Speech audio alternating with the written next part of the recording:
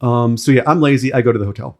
And then the phone rings. And then there's a lady. And she's like, hello, I know about Demetrius. Just like that, too. that's my lady voice. French accent. Oui, oui. I know about Demetrius. I know about Demetrius.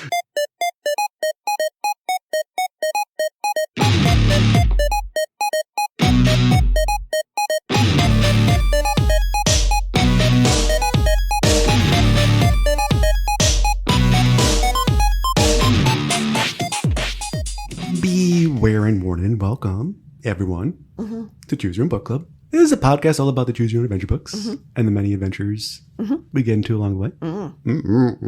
Thank you for contributing. So my name's Peter, I'm a librarian. My name's Abby. I'm also a librarian. You're very fast on that. My name's Abby, also a librarian. What's new with you? Going on vacation soon. We have several vacations planned because then we don't have to take the children out of school during the school year. So just knocking them all out. Boom, boom, boom, boom, boom, boom, boom. That's the way you should do it, too. Boom, boom, boom, boom, boom, boom. Force it. Force the fun. You're having fun. You're enjoying yourself. Smile. So we're going to a fun little cottage lake house thing. Then we're going to go to Dollywood. Right. You have to tell me all about that. Here's something that happened to me recently. Because again, we're not going on any trips because summer at the library is always, not very fun. So I had to go to the grocery store the other day. So again, really exciting life I'm living right now. I'm leaning forward. Oh my gosh. But I always go after work. And so, I'm always dressed in a tie and, my dress shirt. So it always looks like I work at the place I'm going to. I also always kind of walked really, really fast and I'm kind of tall, so I look like I know what I'm doing. And so I'm walking down the like an ethnic food aisle. They have piñatas hanging up. This lady comes over and she's like, "Oh, hey, can you get that piñata down for me?"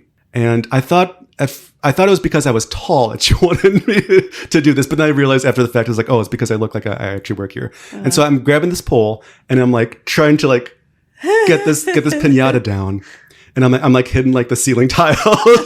They're not coming down, thankfully, but I'm laughing this whole time because it's I'm trying to fish, but up. So yeah, I'm trying to get this piñata down. It takes about 5 minutes. I finally get it down, and so yeah, I hand it to the lady, and she's like, "Oh well, thank you so much for getting it down. How much does it cost? Because I don't see a price on here." And she's like, "How much does it cost?" I was like, "Oh no." And she's like, "Well, don't you work here?" I was like, "Oh no, I just wanted to help you get a piñata." Now you just asked for help. I caught a piñata out in the wild. I'm gonna cut off its head and mount it on a wall. Yeah. But anyway, we're not. Who knows where I'm even gonna cut? Because that was all just garbage. But anyway, not here to talk about that. No. We're here to talk about The Deadly Shadow by Richard Brightfield, number 46. Sorry, excuse me, that was my Deadly Shadow. Silent, but... Let's just get right into this book. Yeah. With our first segment, which is Choose Your Own Summary. So, Abby, you were going to summarize this book in 6 seconds or less. Oh, is one of my choices to be silent? For 60 seconds? And I want to describe it exclusively with motions. Shadow puppets? Okay. We can film it, and you can do a shadow puppet thing, and we would be put on Instagram. So that'll be one of the options. Otherwise, I came up with these options so fast. Okay. You can either do it in the voice of an art collector, or you can do it in the voice of a professional gambler. And we'll explain those reasons why later. Yes. But I've got a good art collector voice. Do you? Okay. I thought you'd go professional gambler. I'll say. I could do a professional gambler. Oh, it's totally up to you. I guess I would kind of talk like I'm a I'll gambler. say. The Vipers. And if I was an art collector. My favorite pie is bosenberry. If I was an art collector, I would just talk loud and kind of like I owned everything. I own one of everything. Kind of talk like that now, so. I would, who I would talk like, it would be Mugatu. From Zoolander. Oh, sure. Mm-hmm. I'm gonna do the professional gambler. Very good. Okay. All right, so I'll give you the book for inspiration. Okay. I'm a professional gambler. Lord, I was born a gambling man. Let me get my handkerchief. Need to dab myself. I'm a gambler. Gambler.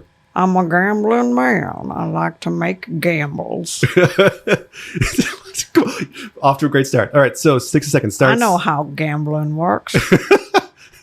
6 seconds starts now. I am a top agent of the Special Security Agency, and I've returned from a successful mission, and now they're telling me I gotta find this man whose shadow kills people and stuff. He likes to steal things and kill people with his shadow, and I gotta go and find him. And they told me that I can either be an art collector or I can be a professional gambler. Uh-huh. And since I already sound like this, I guess I'm going to be a professional I'm be an art collector. I will be a professional gambler. So, depending on what you choose, you get to go to different countries and find people. 10 seconds. And you are a spy, essentially. And you are trying to find this man and stop him from stealing stuff. All right. That's it. Good enough. Thank you.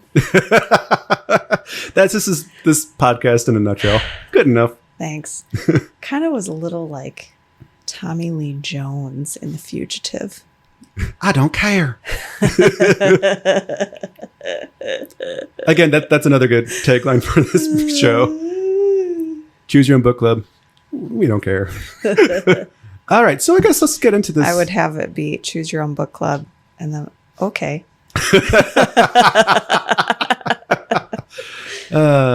Give us a 5-star review on iTunes, Apple Podcasts, but then just in the body to say, okay. So Deadly Shadow. Really quick, we are reading a British copy of this book. Because I borrowed your copy because I wasn't able to find one. Yeah. And this one was imprinted in London, and it's going to be important later. Yeah, sometimes when I get copies on eBay or whatever, I can only find, one copy that's not like $100 or whatever. Mm-hmm. And so that's the one I'll get. And sometimes, it's like it's coming from New Zealand. It's coming from, the UK. Mm-hmm. I just get whatever one I can get. Exactly. I usually try to find books that are still in circulation, which is kind of wild and fun. Yeah. Through Interlibrary Loan, which is a program that we need to save. So, like you said, you are one of the top agents of the Special Security Agency. And sometimes it's a little ambiguous if you're a kid or not. You definitely look like a kid in this one. You look like a kid, but like your job and doesn't make all sense. Of the stuff that you do, you probably should be a grown-up. Unless you're like an Agent Cody Banks. Yeah. Or like you're like Benjamin Button, aging backwards. So yeah, you just had a successful mission. You were promised a vacation. Yeah, evil never sleeps. Okay, crime does not rest. Mm-hmm. And so you do not get vacation. Crime does not take You don't get to go to Dollywood. You don't get to go to Dollywood because crime is not at Dollywood. It's not allowed there. Okay, you can't go there. Mm-hmm. You got to go to places where crime happens, like the art museum. Exactly. So your boss is named T. And you never call him Mr. T, which is a missed opportunity, but it's supposed to be like M. Yeah. From James Bond. Yeah. And because this book is going to play on Bond. For sure. In several different instances. T says, you got to come. He spills the tea. And he says, you got to come to Washington, D.C. Because there's an important mission. And basically, everyone is working on this. Mm-hmm. I mean, it's a big deal. It's a guy whose shadow can nuke people. We'll get into it. Peter. So the limo speeds across a bridge into downtown Washington and soon stops in front of a nondescript office building.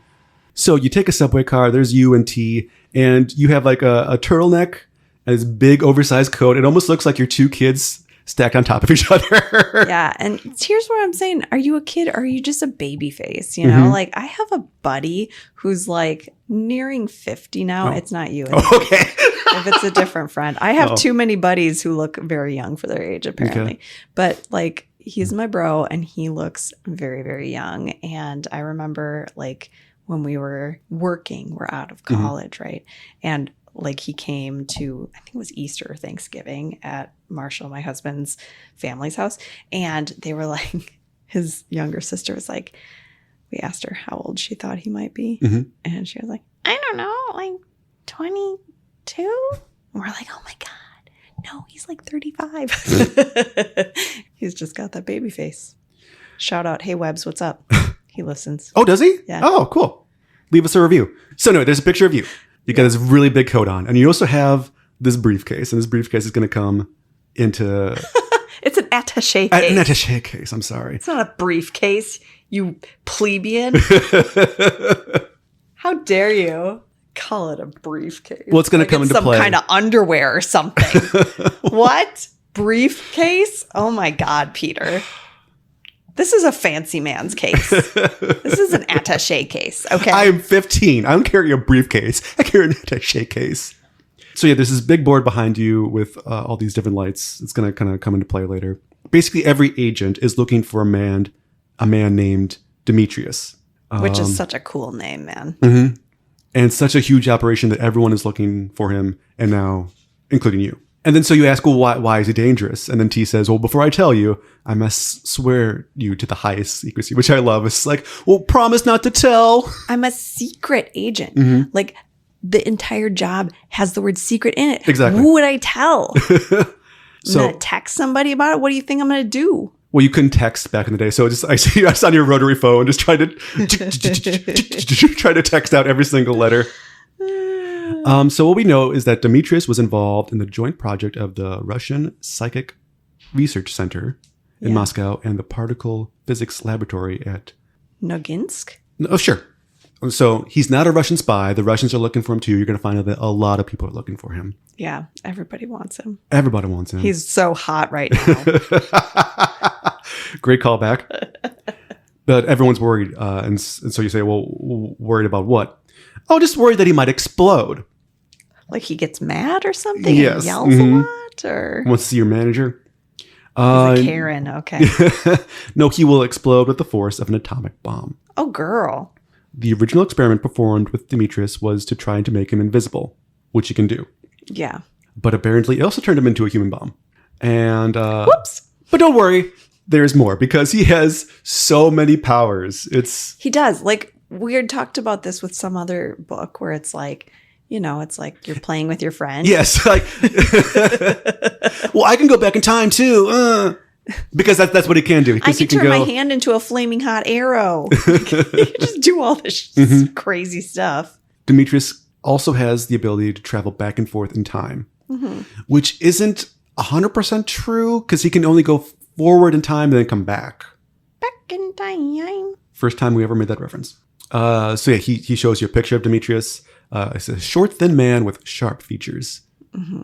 He's got a whole vampire hairdo going on. Yes. He's cool. So yeah, you take a look at the map. And so yeah, this is weird because like there's like flashes of light on this map where Demetrius might be. Because he's seen in one place and then seen in another potentially, which is going to play into the story a little bit. It also, again, kind of covers Richard Brightfield's butt a little bit. Yeah. Because then you can have multiple paths. Yeah. And this one, in the same kind of way that You Are a Shark, like loops back in on itself a bunch. This one does that too. Oh, yes. And it's really fun. I love it. Well, we'll get into it. Okay. T doesn't give you the option of going to a city. He says, hey, what disguise do you want? Do you want to be an art collector or do you want to be a professional gambler? And I would be like, well, tell me the situation. Tell me what city I'm going to. And I can go from there. No. But no, you have to pick an occupation. Do you want to be a picker, a grinner, a lover, or a sinner? You have to decide. You are the space cowboy. No, you're the gangster of love. Maurice.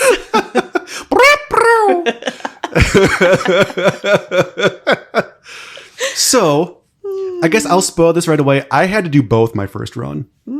Okay. So what did you pick?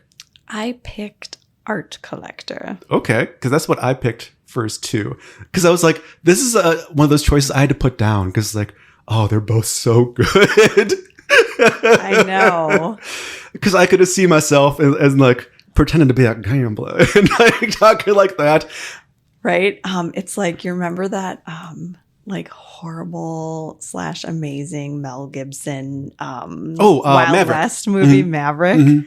That's what I kept picturing when I was thinking about the professional gambler. I'm like, Mhm. do I get to be like that? Like, I'll say. oh, sure. But I was like, oh, well, I love art. I Mhm. do. Because I think that would be, I would do I guess that. with our backgrounds, I think that'd be easier to fake. Yeah. As opposed to like the only game I really know is Texas Hold'em. Can we play Crazy Eights? I'll say, I go fish, good sir. Can we play War? That's a game that I'm quite skilled at. So could I do my run through first? Because I thought it was so funny. Yeah. I mean, I don't know how the listeners are going to feel about you going first, but sure. Sometimes I do. I know. I'm kidding. Okay. Ooh. In this comedy podcast, sure. So yeah, I go for art collector because I think that's easier to fake. You could fake either one of them. Just for me personally. Okay. I'm just saying. I mean, you know it's a book. I try to pick. Now you're just being a sass. Yeah, okay, pick it. Oh, okay. Thank you. Thank you for allowing me to make a choice. You get to pick from there. Do you go to Mexico City, where he was seen, or do you go to Paris? Mm-hmm. And I was like, oh, let's go to Paris. I think that might be, again, I will know a little bit more about European art than I will know about art from Latin America, I feel. Gotcha. You Louvre the art from Paris, is what you're saying? Comedy. And so, yeah, I go to Paris, and then my valet, there's an agent with me, and he's like, yeah, everyone's looking for Demetrius. There's the KGB, there's the Paris Underground, there's a band of Chinese assassins, assorted terrorist groups. Everybody wants Demetrius because he has these superpowers, basically. Because he's so hot right now. So yeah, you just got into town, and it's like, hey, do you want to go and meet the art curator of the Louvre right away, or do you want to go to your hotel? Yeah. And so I decided to go to the hotel because I was like, I have been on a journey. Of course. I am jet lagged. I need to go to the hotel. I want to watch HGTV for at least a few hours. I want a nap. I want a shower. This is the closest thing to a vacation that I'm going to get. Mm-hmm. So yeah, I go straight to the hotel, which I think is the right option because if you try to go to the art curator, you get sealed into the limousine and gas goes off and you get knocked out. Yeah. Which I found a lot is that it's hard to die by Demetrius. It's usually other people that kill you. Yeah. So yeah, I'm lazy. I go to the hotel. And then the phone rings. Mm-hmm. And then there's a lady. And she's like, hello, I know about Demetrius. Just like that too. She that's has my a lady voice. French accent.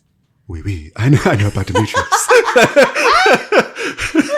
I know about Demetrius. Her name's Danielle. You can either meet her or you can use your attaché case and like try to track your contact. Mm-hmm. And so I just meet up with her at this cafe. And then as soon as you get to the cafe, she was like, this was really dumb to me at this cafe. There are people out here. They're going to try to kill us. We got to run into the restaurant. I know the person that owns this restaurant. We can either hide in the wine cellar or we can hide in the alley out back. And so I choose alley out back because I was like, wine cellar is going to be a dead end. Mm-hmm. Not going to do that. Which is the right choice because if you go into the wine cellar, you find out right away that Danielle is a secret agent of the Paris Underground.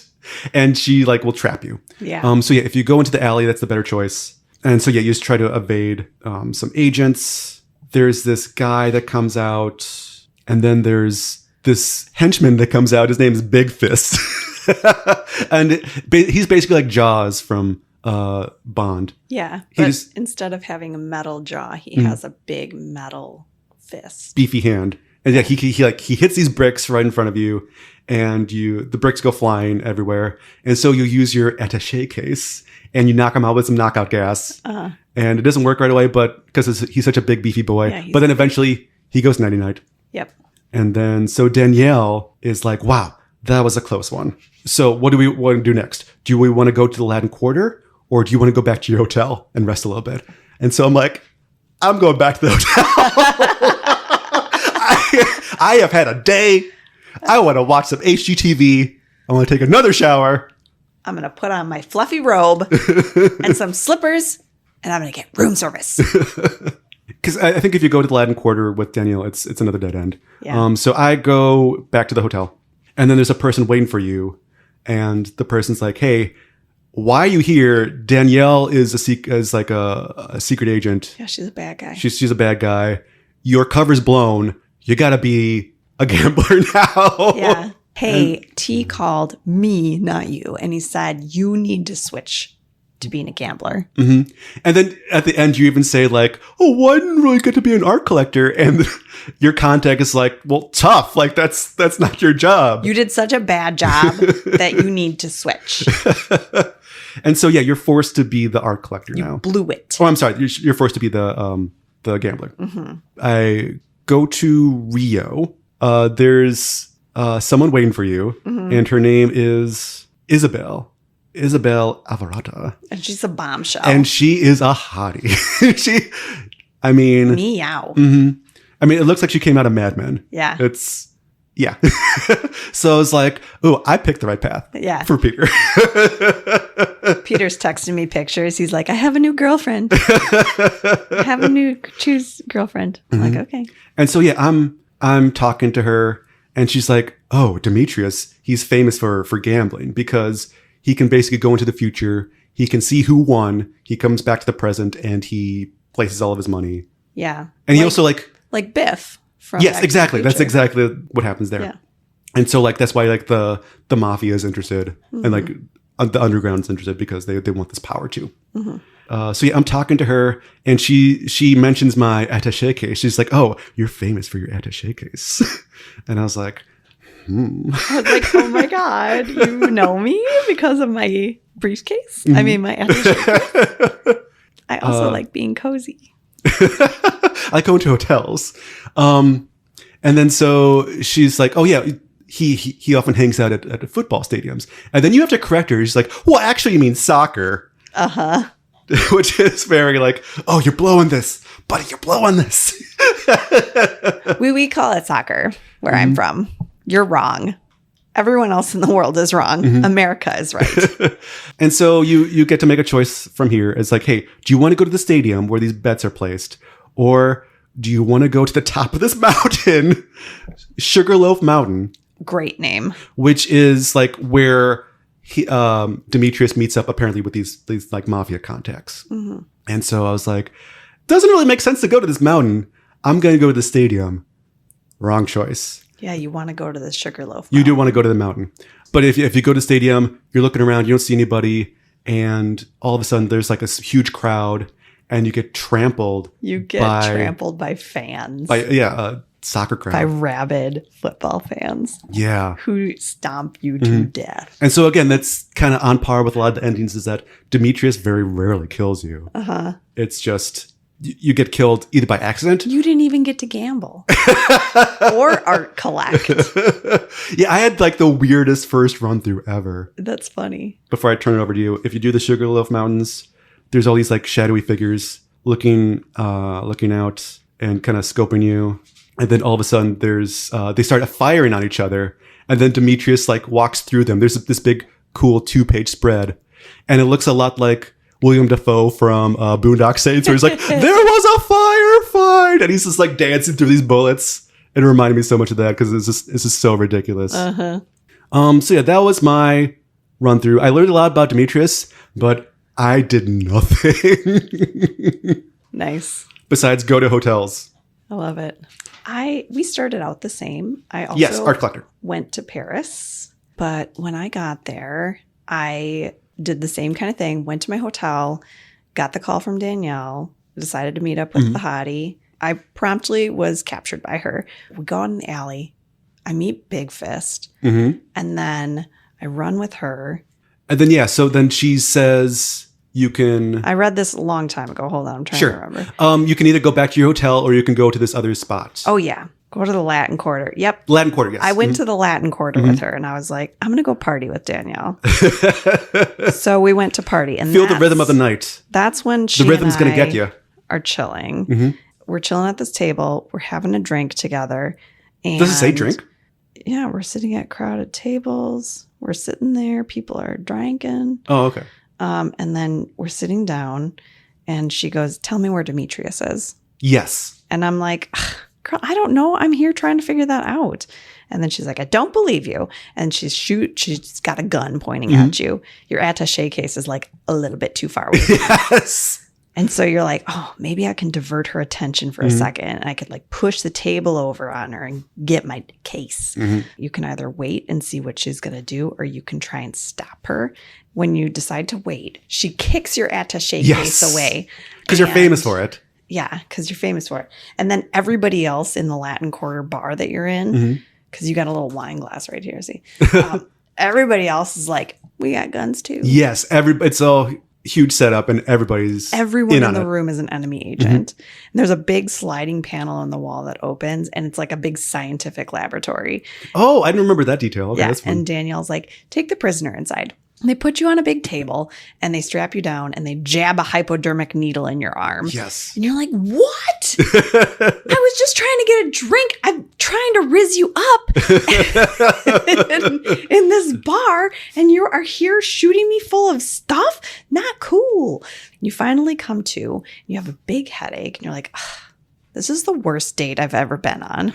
I hate this.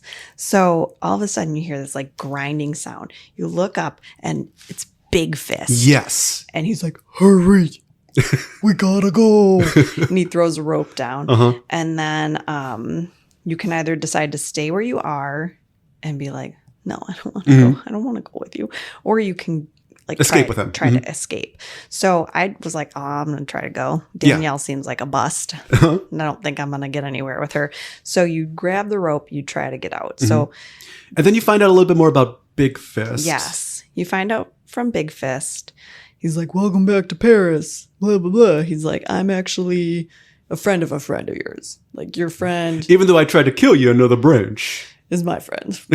Right. I was actually not trying to kill you. I was trying to hurt somebody else, I guess. So you're like, and so, but you also find out that, so I guess his hand got severed from the deadly shadow of Demetrius. He was trying to grab Demetrius just as he was starting to fade. And when he reached out, his arm went through Demetrius's shadow.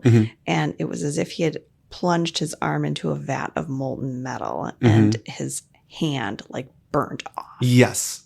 And then you're like, what? But he also gains like some strength too from it, like superhuman strength. Yeah. So he's like, this arm is artificial.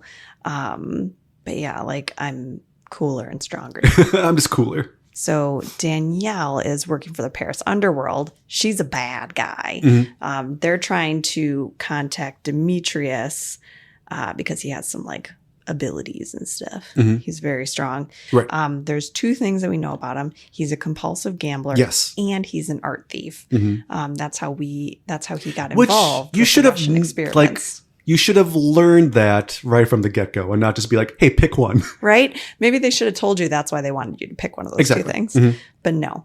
They're taking you to the Louvre, and I Louvre that for you. You look all nasty and dirty, and they're like, whatever, you're fine. You look so fine. You can either go back to the hotel. Yeah. So you're seriously like, they're taking you to the Louvre, and you're like, I'm going to the Louvre looking like this. I just spent the night on a dirty cement floor. You seriously say that? And they're like, you don't look that bad. Just brush your clothes off. And then Big Fist like brushes you off with his with his literal like big fist. Yeah. And then you can either agree to go to the Louvre right away, or you can insist on returning to the hotel.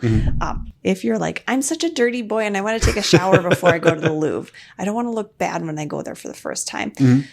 If you go back to the hotel, they drop you off, and there's this short, bald man who's there, and he says, I'm Professor Savinson. I got your name from your boss, T. Yes. And I have to talk to you in private. And you're like, okay, fine. I have to go take a shower. So just like come upstairs. And then he's like pacing around in your room, and he's like, okay, Demetrius has to be found.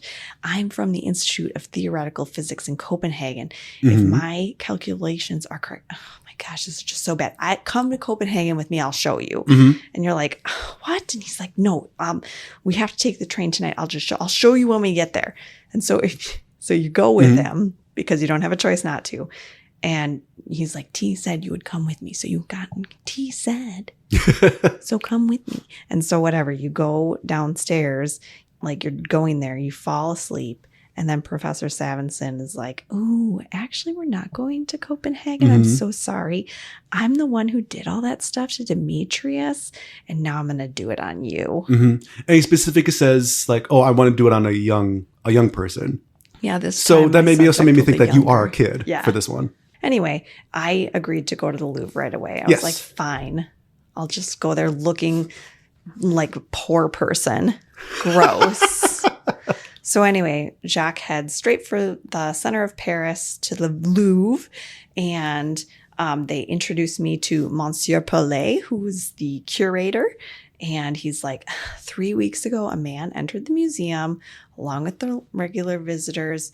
We've got this cray-cray video. Let me show it to you. So he shows you this video of a guy coming in, stealing the Mona Lisa, and then disappearing. Right. And the Mona Lisa that's up right now is a fake. They're like showing you the video, and they're like, "Oh my God, someone's stealing the Venus de Milo." Yes. And you're like, "What? The statue with no arms?" You specifically have to say that. Yeah, you literally say. For all "You the mean dum-dums." the ancient Greek statue without arms? And then you run over, and it's totally Demetrius, like invisibly disappearing. So, And then I think it says when he comes back, he has to come back in the exact same spot. he does. Yeah. He was sick because you ask, like, have you had any break-ins and breakouts? And so they say, yeah, we had a midnight break-in about a week ago. We never found the culprit. Nothing was taken. And you say it could have been a breakout rather than a break-in. So you're like, I have a hunch that he has to return to the same spot where he disappeared from and then break out of here instead of having to break in. You have to then choose. You have these options of recommending that the museum constructs a steel cage around the spot where he just disappeared from, or you recommend that the guards stand by with fire hoses to like hose him off. Did you do fire hoses? Yeah. I did. Okay. I figured you did. Because you are like, when he comes back, I don't know why you know this. You're like, when he comes back, he's going to have accumulated a tremendous amount of atomic energy from his trip through time. And they're like, what? You mean like an atomic bomb? And you're like, yeah, but I think we can try to neutralize it. With water. With water or a steel cage. Now, I figured shooting someone with fire hoses would be funnier. I just imagine you with like super soakers. Yeah. No. But also, you know, like in like an actual nuclear power plant, there is water like around the, you know, the rods, like the uranium rods and stuff and that's how they keep it from like going nuclear. So fire hoses is what I chose. Hey. Thanks. And so you mark a spot on the floor and you're like, we're going to guard this for, you know, as long as we can with hoses and stuff round the clock. And I was like, I think it'll be maybe a couple weeks. So you're standing there and someone wakes you up, you know, like, cause you're falling asleep at this point. It's like 2 weeks later and they're like, wake up. I think we have company. So they wake you up and, you are like, oh my God, there's like this big sun looking kind of thing in the middle of the room. And there's a big whirring sound and you're like, turn the hoses on. So you turn the hoses on and there's a globe of fiery light that is Demetrius apparently. And it's him. And then it's like, he starts forming into a person. And then as the water starts like accumulating, he starts shrinking into a ball of light and gets smaller and smaller. And then suddenly there's a bright flash of light and it vanishes altogether. And then, but you also say like, oh, hope that Venus de Milo wasn't too badly damaged. Yeah, because it flies off and shatters against the wall. Now it doesn't have a head or something. And you're like, oh, it already didn't have arms, so it's already broken. Might as well. So it's not that big of a deal. But you say, okay, Demetrius is no longer a threat, but your mission was to bring him back alive. So, ooh, we've cooled him down, but now all I got to do is cool down tea. Whoops. If you choose the steel cage option, though, he breaks out of it. It's kind of funny. Yeah, he just gets hotter and hotter inside of there. Like Demetrius is so hot right now. Right. But then he like blasts out of it like a nuclear warhead. And, yeah, and his powers are very undetermined and convenient. There's a lot of different paths that are really fun in it. Yeah, I didn't do too many in this one. Really? I did this whole book again. Okay. Because there was a whole branch in like China? Tokyo or something? Hong Kong, I think. Hong Kong, yes. There's a whole branch in Hong Kong that I didn't do. Hong Kong. That one was pretty fun.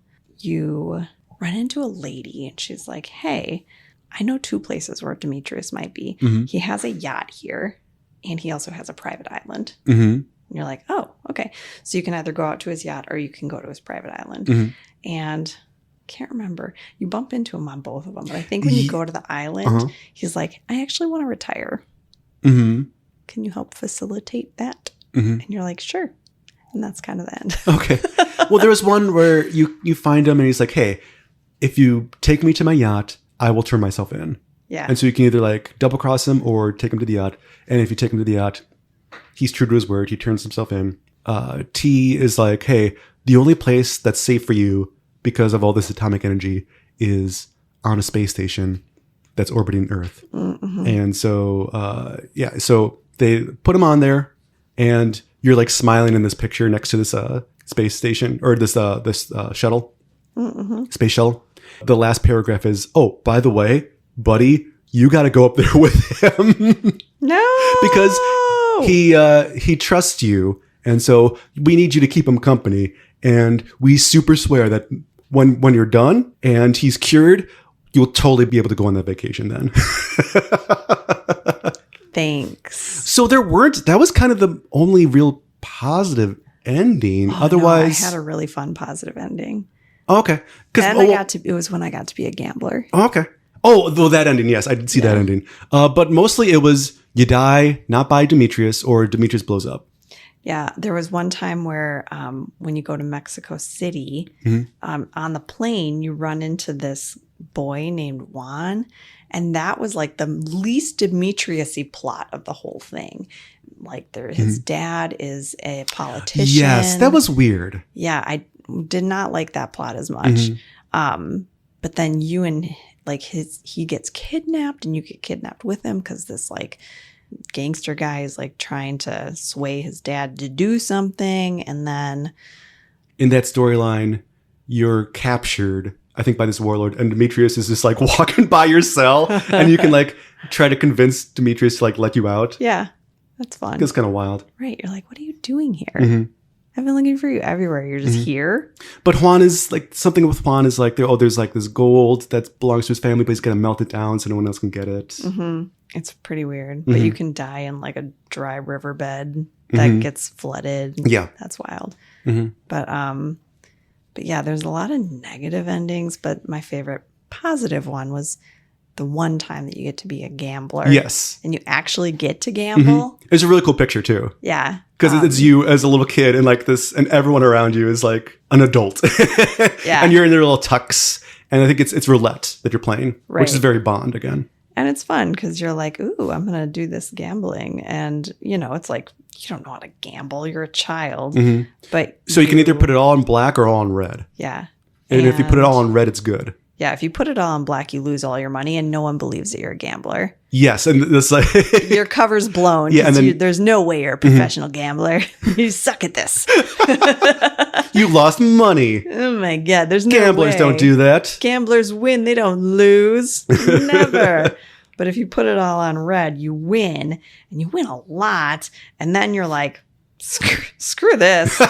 Yes. I quit. And yeah, you win a fortune, you cash out, and then you're like, you know what? I never have to work for the SSA again. So you register in a very fancy hotel and send a cable to T saying that you resign. Then you settle down to enjoy spending your money on yourself. Again, more hotels. Treat yourself. The end. That was my favorite That's a good ending. Yeah, I liked that one a lot. It was fun. Generally speaking, I really liked this book. I thought it was pretty great. And you know how I felt about one of, several of the last spy type books that we've read. I'm not a huge fan. So this one was fun for me. I thought it was okay. I didn't like that every time you went to a new place, there was a new contact. It was really hard to keep track of all the different names because some of them are more important than others. Yeah. Some of them, you spend more time with and stuff than others.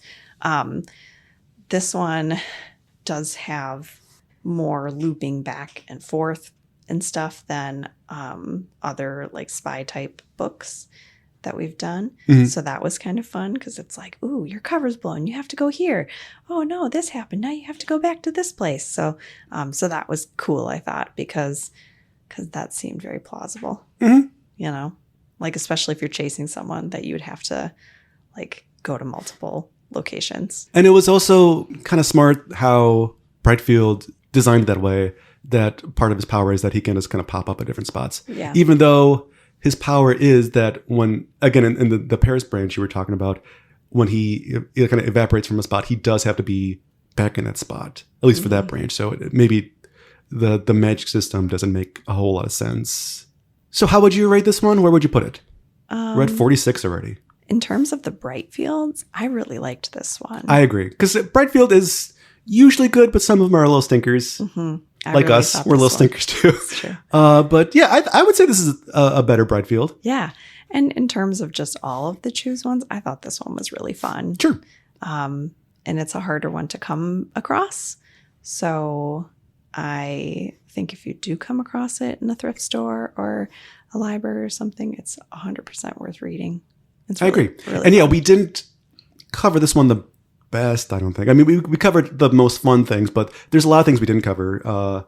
So it's again, hard it's a good one to cover because there's so much like looping. Mm-hmm. I meant more that like it's worth your time to pick up because Yeah. there's a lot of other good stuff that we didn't get to. Yeah. Let's just wrap it up by reminding everybody to subscribe to the podcast on the podcatcher of your choice. If you could leave us a review, a couple different places. Again, there's Pocket Casts, there is Apple Podcasts, there's Spotify.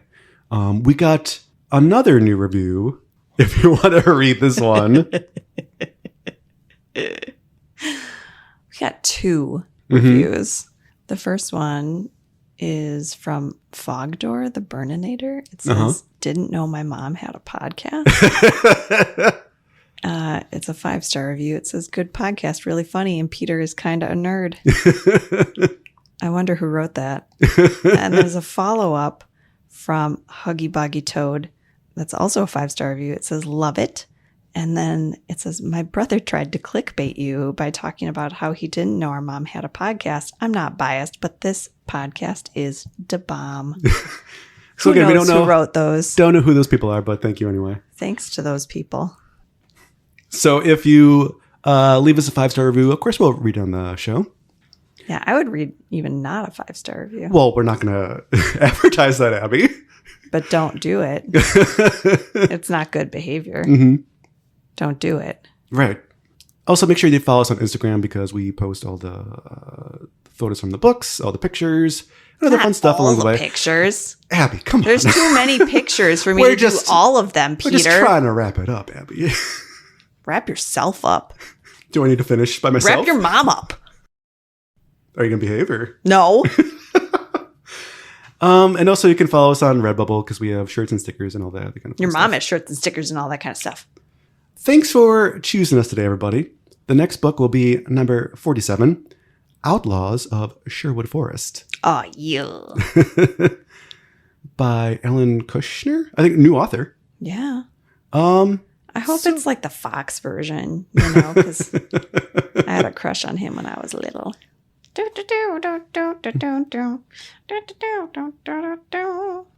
Well, thanks for tuning in today, everybody. My name is Peter. I'm a librarian. My name's Abby. I'm also a librarian. And this has been Choose Your Own Book Club. We'll see you next time.